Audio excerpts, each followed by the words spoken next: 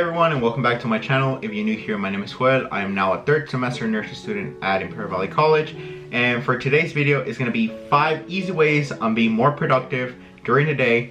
Now, I'm not the best productive person that there is. I'm not a guru or anything like that, but like, I don't know, for a lot of people, when they see me, they tell me like, oh my god, you're so productive and things like that. I'm like, really? You think I'm productive? But you know, these are the things that have helped me, I guess, like go a little like above and beyond the average person.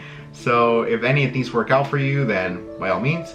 The 5 things are having an agenda, have a set sleeping schedule, exercising, prioritizing your tasks, and make it fun.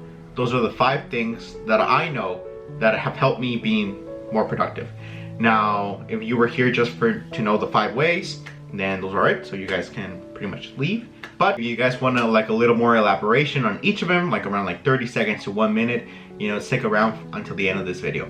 Now, number 1 is having an agenda. So having an agenda by far is one of the greatest things that you can ever purchase. It could be a big agenda, it could be your phone, it could be the little notepad, it could be anything. Just like a thing where you can write down the things you need to do for the day. That is really important because that way you can already know what you need to do. When you see all the tasks that you need to do, that is gonna help you procrastinate less, because one of the ways that we procrastinate, or the reasons why we procrastinate, is because we do not really know when to start, or where to start, or why should we start with that. You know, so having an agenda is pretty much gonna tell you like, okay, I need to do all these things. So now, the other one will be prioritizing your tasks. So prioritize what you need to do first. So by that, you can be like, which one will be the thing that I wanted, or at least like the most important thing from all the things that I wrote down. From the 10 things that you wrote down that you need to do today, it could be productive, non-productive, which are like the productive ones, or like the ones you actually need to do like by the end of today. And that's how you will prioritize. So you can be like, oh, like if you want to be reading more, you can start by reading. You can start by reading 10 minutes a day, pretty much it. You know, don't go for an hour because you're not used to that. You can go, as every day goes by, you can add one minute or 5 minutes, but do not go like, oh, 1 hour, because you're gonna tend to procrastinate a lot because your mind doesn't really want to read for an hour. If you're not trained to read, at least for a long period of time, you know, it's gonna be really hard for you to do it. And I'm telling you because I tried it, okay? So do not do that. Go from 10 minutes, 15, 20, 25, 30, and try going from there. Or you can separate it. You know, if your goal is to read 1 hour a day, you can separate it for like 30 minutes in the morning, 30 minutes in the evening, and go like that. Like, do not try and put it all together. So having an agenda and prioritizing your task. Another one is exercising. So exercise is pretty important. That is really one big thing on productivity. You know, it's not just about like you doing things on the computer or you doing paperwork, things like that. It's like physical health too. So when you exercise, that's a really big deal, because that's going to help you a lot in your productivity, on your attention spasm, on your moods, you know, on anything. So exercise it's really a big deal. I write down every single day what I'm gonna be working out the following day. So like if it's Monday evening, for Tuesday I want to do, I don't know, back and bicep, and for 1 hour and 30 minutes. Like I would write it down there, and that's part of my productivity stuff. So yeah, exercising is really important. So that'll be the 3rd one. The 4th one is having a set sleeping schedule. Now this one is really important, and it's pretty much undervalued, because a lot of people, either they do not sleep with alarms because they're in break, or they sleep for like 7 hours, and then another day 7 hours and 30 minutes, and another day 8 hours, or another day 6 hours, another day 9 hours. So you don't have a set schedule. The problem with that is that if you do not have a set schedule or sleeping schedule, it really alters your moods and your emotions. You can look at any study that you want in psychology, they're all gonna say the same thing. So whenever you don't have like a set sleeping schedule throughout every single day, that's really gonna alter your mental status in every shape or form. So in the long run, it's gonna harm you more than right now. Like if you tend to be like this, I don't know, if you're like 19 or 20 and you have like a weird sleeping schedule, right now you're really not gonna see the effects, but whenever you're older, you're gonna be seeing how those things are gonna be affecting you, and you're gonna be blaming some other stuff when in reality was a big factor was your sleeping schedule. So at least for me, I tend to sleep between 7 to 7.5 hours a day. It really doesn't matter if I'm on vacation or if I'm studying, you know, on the actual semester. So that's pretty much my schedule. After finals week, I will say that I did sleep for like 8 or 9 hours, but it just happened like for 2 or 3 days because I was really tired. And every day when I would set the alarm, I'll wake up and I'll feel like drowsy, and I knew I wasn't there, you know. And even like if I drank caffeine or anything, it's not gonna help me. So I was mentally tired.